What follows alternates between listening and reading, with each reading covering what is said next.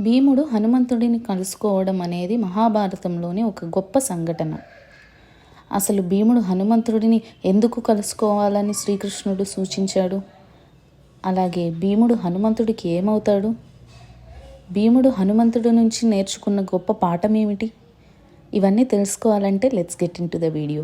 మహాభారత యుద్ధానికి ముందు పాండవులు విజయాన్ని సాధించడానికి వివిధ మార్గాలలో సన్నద్ధమయ్యారు. ఈ సందర్భంగా శ్రీకృష్ణుడు భీముడికి ఒక ముఖ్యమైన సలహా ఇచ్చాడు. తన అన్న అయిన హనుమంతుడిని కలవమని చెప్పాడు. ఇక్కడ భీముడు హనుమంతుడిని అన్న అని సంబోధించారు.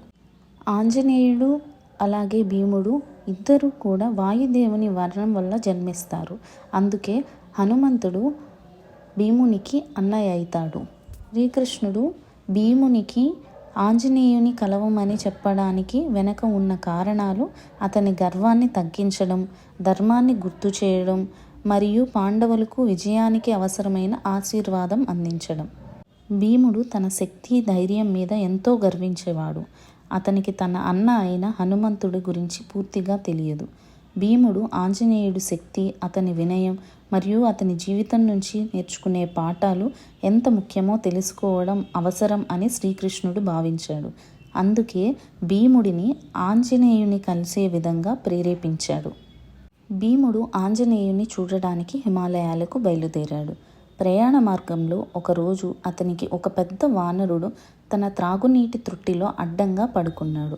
భీముడు ఆ వానరుని పక్కకు కదిలించాలని కోరాడు. కానీ ఆ వానరుడు, నేను బలహీనుణ్ణి, నువ్వు నా తోకను పక్కకు కదిలించు అని సూచించాడు. భీముడు ఆ వానరుడి తోకను కదిలించేందుకు తన పూర్తి శక్తిని ఉపయోగించినా కదిలించలేకపోయాడు. అప్పుడే అతనికి తెలిసొచ్చింది, ఆ వానరుడు సాధారణ వానరుడు కాదని. ఇక ఆంజనేయుడి ఆశీర్వాదంతో భీముడు పాండవుల విజయానికి మరింత బలంగా మారాడు. కురుక్షేత్ర యుద్ధంలో పాండవుల విజయానికి ఆంజనేయుడి సాన్నిధ్యం కీలకమైనది. ఆంజనేయుడి రూపం పాండవుల జెండాపై ఉంటుందని భీమునికి హామీ ఇచ్చాడు. ఇది యుద్ధంలో పాండవులకు ధైర్యాన్ని మరియు విజయాన్ని అందించింది. ఆ వానరుడు తన అసలైన రూపాన్ని బయటపెట్టాడు. అతడే ఆంజనేయుడు, భీముడికి అన్నయుడు. ఆంజనేయుడు భీముడికి తన సాక్షాత్తు సూర్యుడి నుండి పొందిన బలం, రాముని సేవలో ఉన్న సమర్పణాభావం గురించి వివరించాడు. అతను భీముడిని శక్తితో పాటు వినయానికి, ధర్మానికి కూడా ప్రాముఖ్యత ఇవ్వాలని నేర్పాడు. పాండవులు అడవిలో నివసించేవారు. ఆ సమయంలో ఒకరోజు 1000 రేకుల తామర పువ్వు గాలిలో ఎగిరి ద్రౌపది పాదాలపై పడింది. ద్రౌపదికి ఈ పువ్వు చాలా బాగా నచ్చింది. ఆమె భీమునితో, ఇలాంటి ఇతర పుష్పాలను నాకు తీసుకురండి అని చెప్పింది. ఇప్పుడే వాటిని తీసుకొస్తాను అంటూ భీముడు పువ్వు వచ్చిన దిశలో వెళ్ళాడు. భీమునికి తన శక్తిపై చాలా గర్వపడ్డాడు. వెళ్ళేటప్పుడు అతను అనుకున్నాడు, ప్రపంచంలో నా అంత బలవంతైన భీముడు ఇంకొకడు లేడు. భీముని ఈ గర్వం గురించి హనుమంతునికి తెలుసు. అతనికి భీమునితో చాలా అనుబంధం ఉండేది. భీముని తన తమ్ముడిగా భావించాడు. కాబట్టి భీముడు తన బలాన్ని చూసి గర్వపడడం తగదని అనుకున్నాడు. కొందరికి ధనబలం, కొందరికి జ్ఞానబలం, కొందరికి శరీర బలం, కానీ ఎవరూ దాని గురించి గర్వపడకూడదు. ఈ కథ మనకు శక్తికి వినయం, ధర్మానికి ప్రాధాన్యత మరియు క్షమాగుణం యొక్క గొప్పతనం నేర్పుతుంది. భీముడు తన బలంతో పాటు ఆత్మవిశ్వాసం మరియు వినయాన్ని పెంపొందించుకున్నాడు. హనుమంతుడి ఆశీర్వాదం పాండవుల విజయానికి మార్గం చూపించింది. ఇది మహాభారతంలోని ఒక అద్భుతమైన సంఘటనగా నిలిచింది. ఎందుకంటే గర్వించే ప్రతివాడు నీచంగా ఉంటాడు. కాబట్టి అతను భీమునిని తన బలం యొక్క గర్వం నుండి విడిపించాలనే ఉద్దేశంతో ఒక ప్రణాళికను రూపొందించాడు. హనుమంతుడు ఒక సాధారణ కోతిలా మారి భీముని మార్గానికి అడ్డుగా పడుకున్నాడు. ఇంతలో భీముని సంఘటనా స్థలానికి వచ్చాడు. తన దారిలో నిద్రిస్తున్న కోతిని చూసి భీముడు గర్జించి అతన్ని భయపెట్టాడు. భీముని సింహంలా గర్జించాడు, కానీ కోతిపై ఈ గర్జన ప్రభావం లేదు. అందుకని భీముడు, ఓ కోతి, దారిలో ఎందుకు అడ్డంగా పడుకున్నావు? పక్కకు పో అన్నాడు. హనుమంతుడు, నేను ఏం చేయగలను, నాకు ఆరోగ్యం బాగా లేదు అన్నాడు.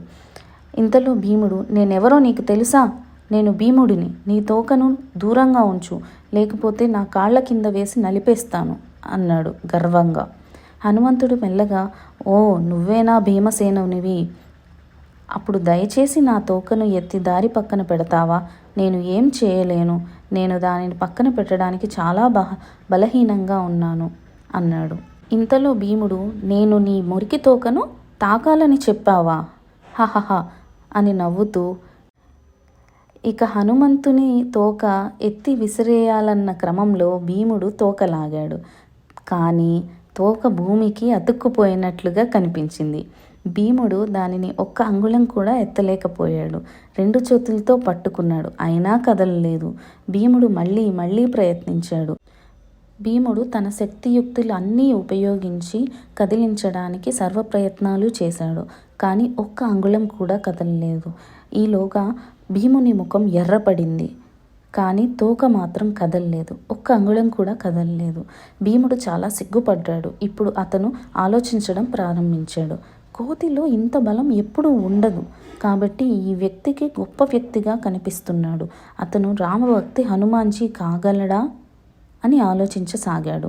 భీముడు చాలా మర్యాదగా చెప్పాడు, నమ్మినా నమ్మకపోయినా నువ్వు హనుమంతుడివి. హనుమంతుడు ఒక్కసారిగా ఉలిక్కిపడి లేచి నుంచొని తన అసలు స్వరూపంలోకి వచ్చాడు. భీముడు అతనికి నమస్కరించాడు. హనుమంతుడు, నువ్వు నా తమ్ముడివి. నీ బలం పట్ల నీకు బలమైన భావన మరియు గర్వం ఉంది. ఈ తప్పుడు అహంకారాన్ని తొలగించడానికి నేను మీకు ఈ అద్భుతాన్ని చూపించవలసి వచ్చింది. ఇప్పుడు చెప్పండి, ఇక మీదట మీరు మీ బలం గురించి గర్వపడతారా అని అడిగారు. భీముని గర్వం ఇప్పుడు కరిగిపోయింది. నీ దయ వల్ల నా గర్వం తొలగిపోయింది అన్నాడు. ఆ తర్వాత హనుమంతుడు అదృశ్యమయ్యాడు. తామర పువ్వు ఉన్న సరస్సును భీముడు కనుగొన్నాడు. అతను చాలా పువ్వులు సేకరించి తిరిగి వచ్చి ద్రౌపదికి ఇచ్చాడు. అలా భీముడు హనుమంతుడిని కలవడం జరిగింది. ఇది మహాభారతంలో ఒక గొప్ప సంఘటనగా నిలిచిపోయింది. ఇలాంటి మరెన్నో వీడియోస్ కోసం please like, share and subscribe to our